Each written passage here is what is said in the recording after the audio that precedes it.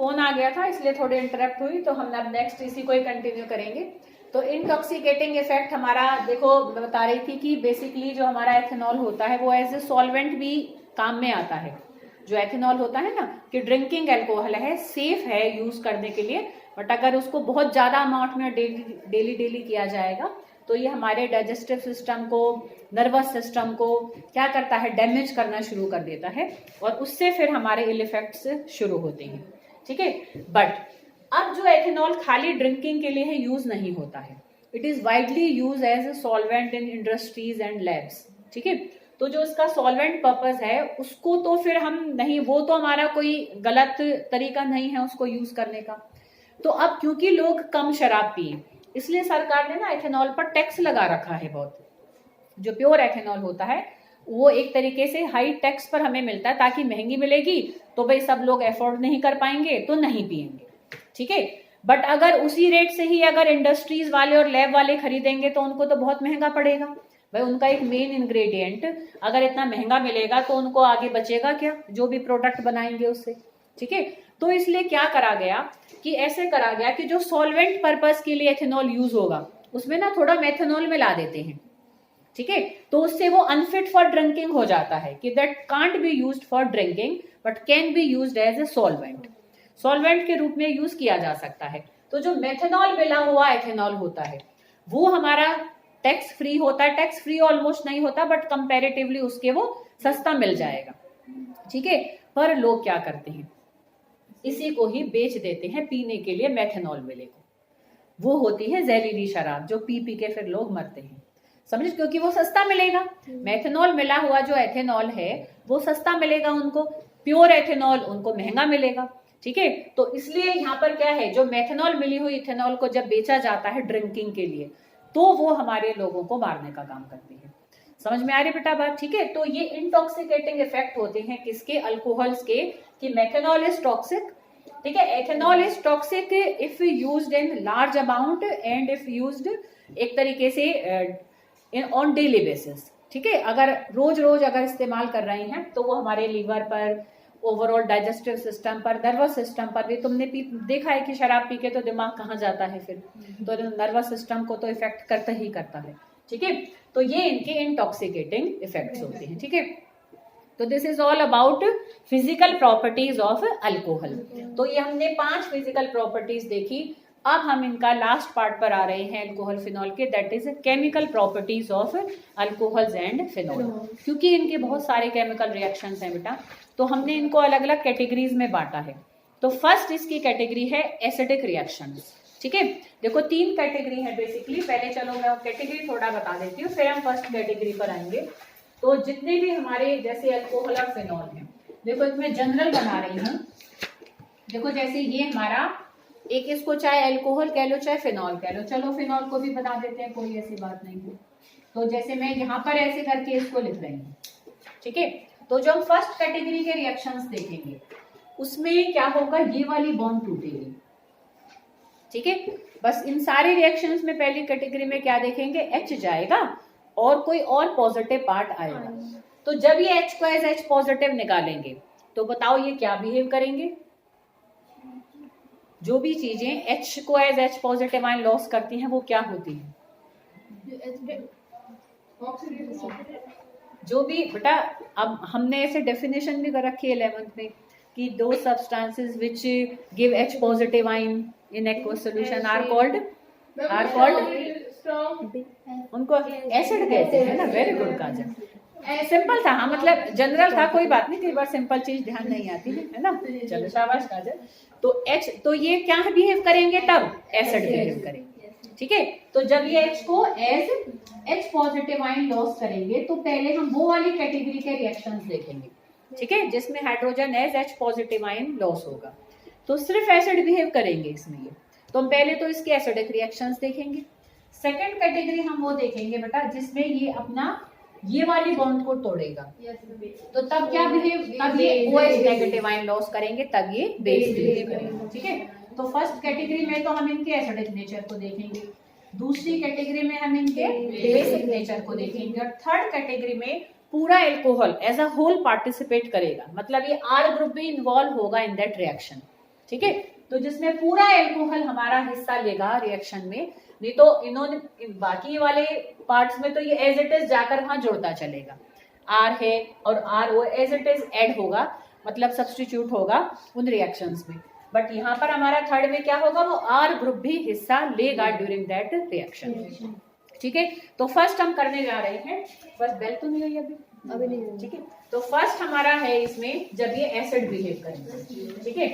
अच्छा, अब रिएक्शंस पे आने से पहले हमें एक डिटेल में डिस्कस करना है देयर एसिडिक नेचर, कि एल्कोहल ज्यादा एसिडिक होते हैं, कि फिनॉल ज्यादा एसिडिक होता है। अब विद इन एल्कोहल भी प्राइमरी ज्यादा एसिडिक है कि सेकेंडरी के ज्यादा है कि टर्शरी ज्यादा है।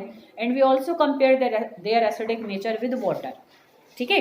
क्योंकि देखो बेटा वाटर क्या है, ध्यान से देखो, HOH और एल्कोहल क्या है, ROH, यही तो है ना बेटा, ठीक है। अब अगर तुम देखो बेटा यहाँ पर ये हमारा डेल्टा नेगेटिव है, ये डेल्टा तुम ही बताओगे अभी मुझे कि प्राइमरी ज्यादा एसिडिक होगा कि सेकेंडरी के टर्शरी, ठीक है। बस मैं तुम्हें रीजन समझाऊंगी।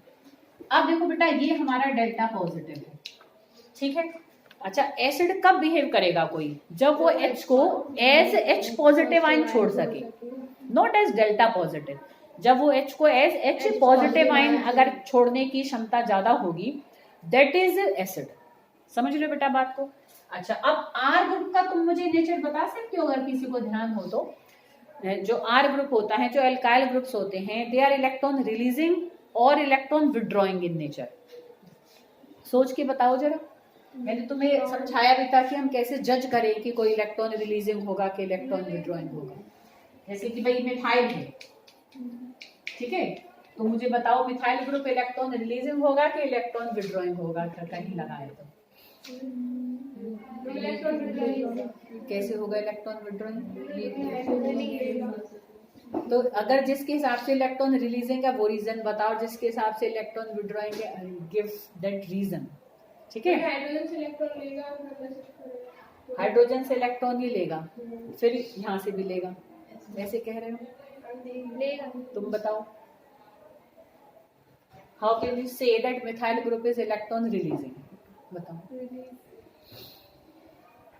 ये ना इसके पास गैस हमें रिलीजिंग है क्योंकि हाइड्रोजन से इलेक्ट्रॉन अकेले तो जा नहीं सकता, ठीक है। इलेक्ट्रॉन रिलीजिंग ही होते हैं बेटा सारे एल्काइल ग्रुप, ध्यान रखना बेटा, all alkyl groups are always electron releasing in nature.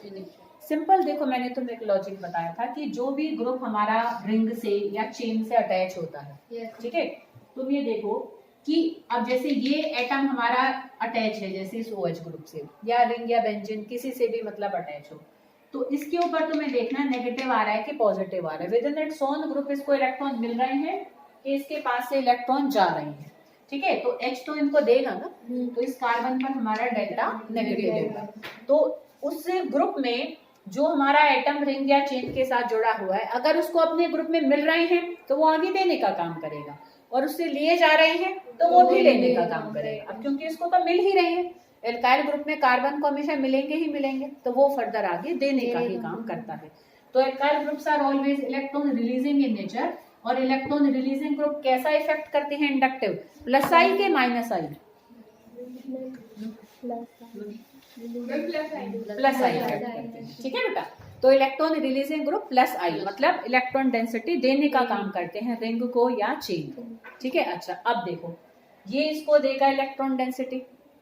अब तुम खुद सोचो बेटा, इसको अगर यहाँ से इलेक्ट्रॉन मिलते जा रहे हैं, मिल रहे हैं, तो क्या इसकी टेंडेंसी हाइड्रोजन से इलेक्ट्रॉन लेने की बढ़ेगी कि कम हो जाएगी? कम हो जाएगी, फ्री में मिल रहा है ना, तो क्यों यहाँ इतनी मेहनत करेगा कि यहाँ से खींचे। समझ में आ रही बेटा बात। तो जब प्लस का इफेक्ट होगा ऑक्सीजन पे, जब इसको इलेक्ट्रॉन डेंसिटी यहाँ से ऐसे ही मिलती जा रही है, तो इसकी हाइड्रोजन से इलेक्ट्रॉन लेने की टेंडेंसी कम हो जाएगी। कम हो जाएगी तो हाइड्रोजन का as H positive ion release होना इतना आसान नहीं रहेगा। समझ में आ रही है, as compare to in water, ठीक है, क्योंकि वाटर में तो कोई इलेक्ट्रॉन रिलीजिंग ग्रुप नहीं है, तो वाटर कंपेरेटिवली अल्कोहल के जल्दी H पॉजिटिव आयन दे देता है। तो alcohols and phenols are weaker acid than water. Optional में ही तो आ जाता है ना बेटा, कई बार ऑप्शनल में भी आ सकता है, रीजन भी आ जाता है, हम रीजन भी लिख सकते हैं, ड्यू टू इलेक्ट्रॉन रिलीज या due to plus I effect done by R groups in alcohol alcohols are less acidic than water. ठीक है बेटा। अच्छा, अब मैं यहाँ पर एक बना रही हूँ प्राइमरी एल्कोहल, ठीक है। एक मैं बनाऊंगी यहाँ पर सेकेंडरी एल्कोहल, और एक मैं बनाऊंगी यहाँ पर टर्शियरी एल्कोहल। अब मुझे देखकर कौन बच्चा बताएगा, नोट्स में से मत देखना प्लीज, ठीक है। अपने आप यहाँ पर सीखोगे तो तुम्हें वो याद भी हमेशा रहेगा, ठीक है। बता सकते हो प्राइमरी ज्यादा एसिडिक होगा, सेकेंडरी ज्यादा एसिडिक होगा कि टर्शियरी ज्यादा एसिडिक होगा? सेम यही रीजन यहाँ पर लगेगा।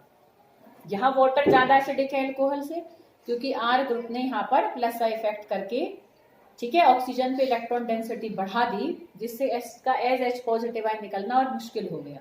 यहाँ बताओ फिर क्या हो रहा, क्योंकि टर्शियरी कैसा होगा? प्राइमरी होगा, प्राइमरी का एसिडिक नेचर ज्यादा होगा। प्राइमरी का एसिडिक नेचर ज्यादा होगा। कोमल सही कह रही है,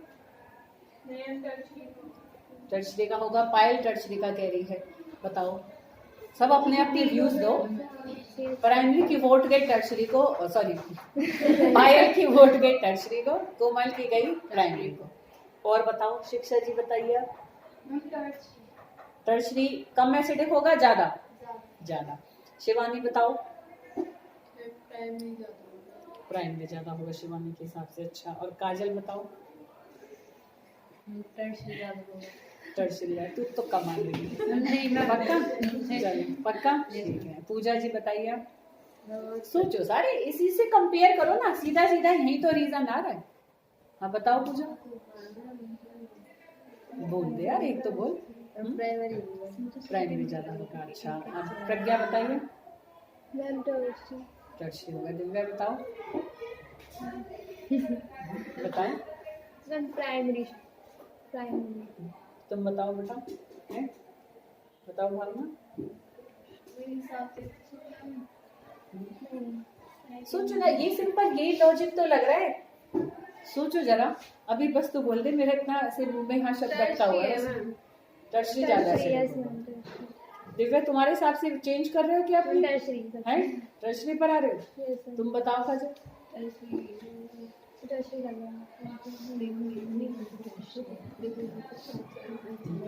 काजल बताओ।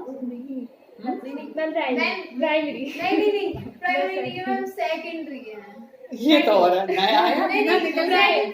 प्राइमरी है। दिव्या प्राइमरी पर अब कंफर्म है ना। काजल तुम बताओ। मेरा तो टर्शियरी। भावना टर्शियरी पर फर्म है। तुम बताओ, जल्दी बताओ, वीडियो बन रही है। प्राइमरी, ठीक है ना। अच्छा, तुम ये देखो, यहाँ एक आर ग्रुप ने उसके एसिडिक नेचर को कम कर दिया ना एक आर ग्रुप ने। यहाँ तो तीन है, कम नहीं करेंगे। तुम ये क्या एसिडिक नेचर को और ज्यादा कम नहीं करेंगे, ये तो इसका हालत खराब कर देंगे जो निकलने दें एच को एज एच पॉजिटिव आयन। तो ये सबसे कम एसिडिक होगा। Tertiary is very very poor acid, ठीक है। प्राइमरी ही सबसे ज्यादा एसिडिक है, ठीक है। तो प्राइमरी वाले जीत गए हैं, ठीक है। टर्शियरी वाले भी चलो हारे नहीं हैं, पर वो सीख गए हैं, ठीक है ना बेटा। तो समझ में आए बेटा रीजन कैसे, कि भाई आर ग्रुप क्योंकि देखो प्लस का इफेक्ट करते हैं, तो प्लस का इफेक्ट हमेशा एसिडिक नेचर को कम करता है। याद रखना, प्लस का इफेक्ट से हमेशा एसिडिक नेचर कम होता है।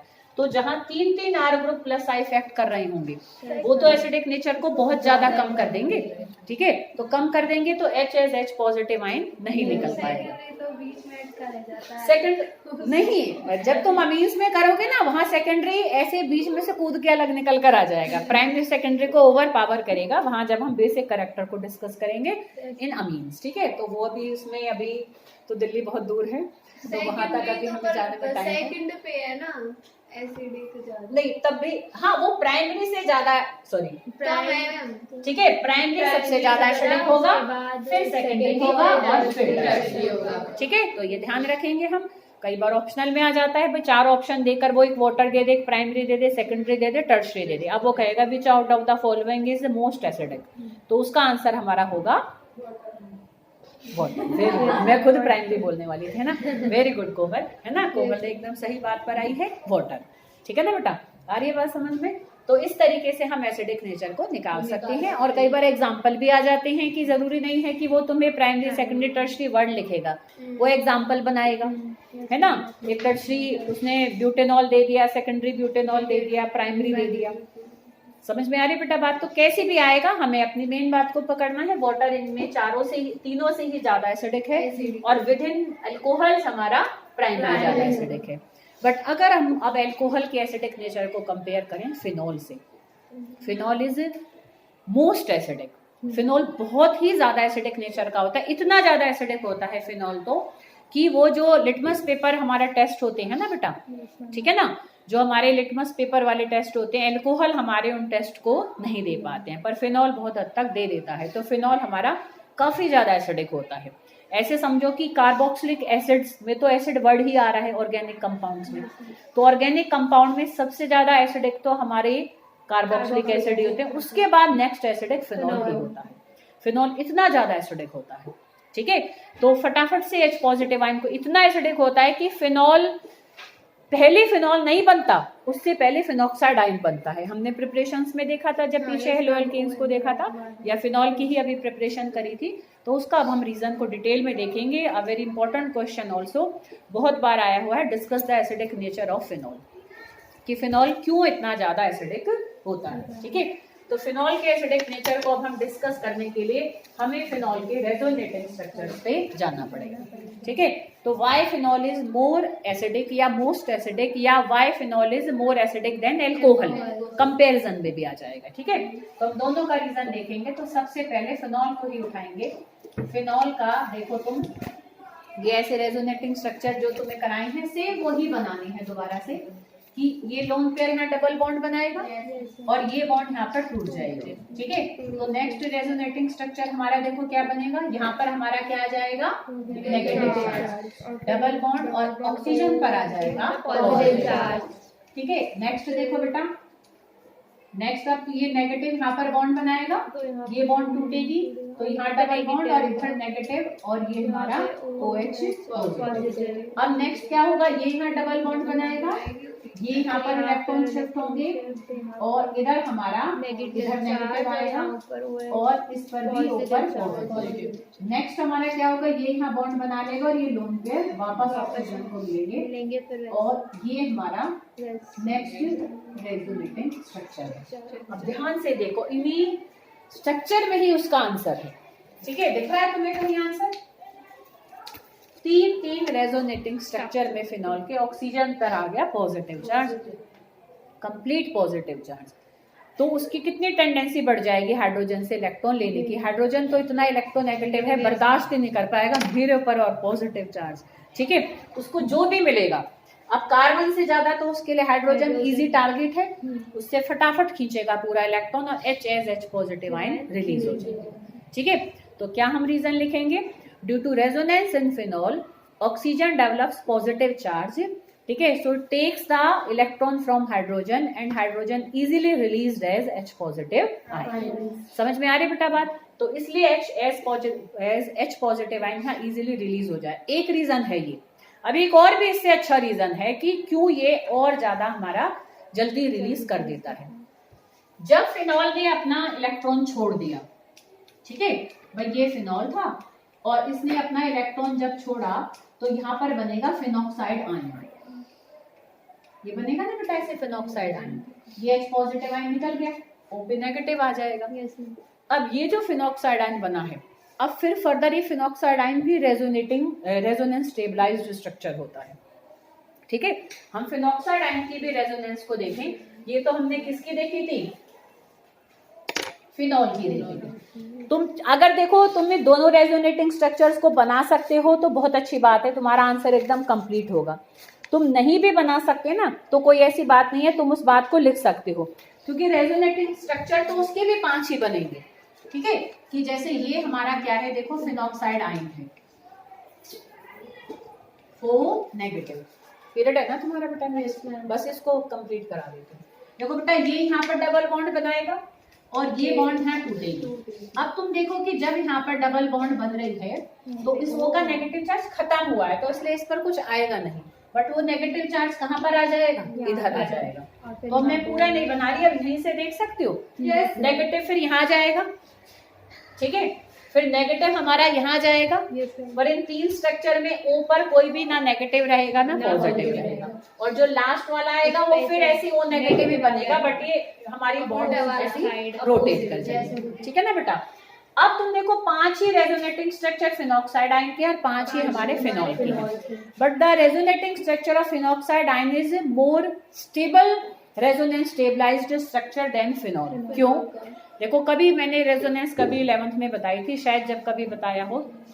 देखो ऐसे रेजोनेटिंग स्ट्रक्चर जिनमें नेगेटिव पॉजिटिव चार्ज अगर हमारे अलग अलग आ रहे हो, जैसे यहाँ आ रहे हैं, मतलब चार्जेस का अगर सेपरेशन होता है तो वो कम स्टेबल स्ट्रक्चर होते हैं, बहुत थोड़ी सी टाइम के लिए बनते हैं और फटाफट से ऐसे स्ट्रक्चर में चेंज होंगे जो न्यूट्रल हो या जो एक पॉजिटिव चार्ज वाले हो। फिर वो वाले स्ट्रक्चर और भी कम स्टेबल होते हैं जिसपे higher electronegative atom positive charge लिए बैठा हो, जैसे यहाँ ऑक्सीजन। बहुत थोड़ी देर तक ही ये इतना नहीं सहन करेगा, फट खींचेगा, चल निकल, ठीक है ना, इलेक्ट्रॉन मुझे रेस के से ले लेगा, तो वो अपनी ताकत का पूरा इस्तेमाल करेगा ना। तो एक तो सेपरेशन भी हो रहा है इनमें, फिर ऊपर से पॉजिटिव चार्ज हमारा हायर इलेक्ट्रोनेगेटिव एटम पर आ रहा है, तो ये बहुत कम स्टेबल स्ट्रक्चर होते हैं अगर हम कंपेयर करें जो फिनॉक्साइड आयन के थे। वहां ऑक्सीजन पर कहीं पॉजिटिव चार्ज नहीं आया, और जो 3 स्ट्रक्चर हमारे बने भी उनमें हमारा क्या है, एक एक ही नेगेटिव चार्ज है। हाँ वो अलग बात है कि वो नेगेटिव चार्ज कार्बन पर है बजाय कि ऑक्सीजन पर इनके कंपैरेटिवली तो वो ज्यादा स्टेबल स्ट्रक्चर है। तो जरूरी नहीं है कि तुम रेजोनेटिंग स्ट्रक्चर्स को ही हम बनाएं, और अगर तुमसे लगता है कि गलती हो जाएगी तो तुम सिंपल लिख सकते हो पहली बात कि due to resonance in phenol oxygen develops positive charge, so it readily releases H as H positive ion, so it is good acid. फिर after removal of H positive ion the phenoxide ion formed is more resonance stabilized structure than phenol, ठीक है। So to get the stability in the form of phenoxide ion it readily releases H positive ion. भाई उसको इस form से ज्यादा, अगर इस form में ज्यादा वो स्टेबल फील कर रहा है, वो इसमें इतना ज्यादा स्टेबल नहीं है जितना ज्यादा वो इस फॉर्म में हमारा स्टेबल है, ठीक है। तो वो इस स्टेबिलिटी को पाने के लिए ये तो इस पे बोझ बना बैठा है, तो निकल फिर मैं और ज्यादा स्टेबल होऊंगा, ठीक है ना, तो इसको जल्दी से छोड़ देगा ये। तो फिनॉल इसलिए भी जल्दी छोड़ता है because it get more stability in the form of this ion. समझ में आ रही बेटा बात? अब अगर हम कंपेयर करें अल्कोहल से, क्योंकि क्वेश्चन में खाली ऐसे आया discuss the acidic nature of phenol, तब तो इतना लिख दो, 2 रीजन 1 सेकंड तक, फर्स्ट और सेकंड करके। अगर अल्कोहल से कंपेयर करेंगे ना तो फिर हम यहाँ पर ये बात लिखेंगे कि भाई there is no any resonance in alcohol and after removal of H positive ion the alkoxide ion formed is less stable structure than alcohol। भाई ना इसमें रेजोनेंस है ना इसमें रेजोनेंस है, एक न्यूट्रल मॉलिक्यूल है, ये एक आयन है, ठीक है ना। तो alkoxide ion is less stable than alcohol, ठीक है। So alcohols are less acidic than phenol. समझ में आ रही बेटा बात? ठीक है। तो this is about the acidic nature of acids and एक तरीके से sorry all alcohol and phenol, ठीक है, क्लियर।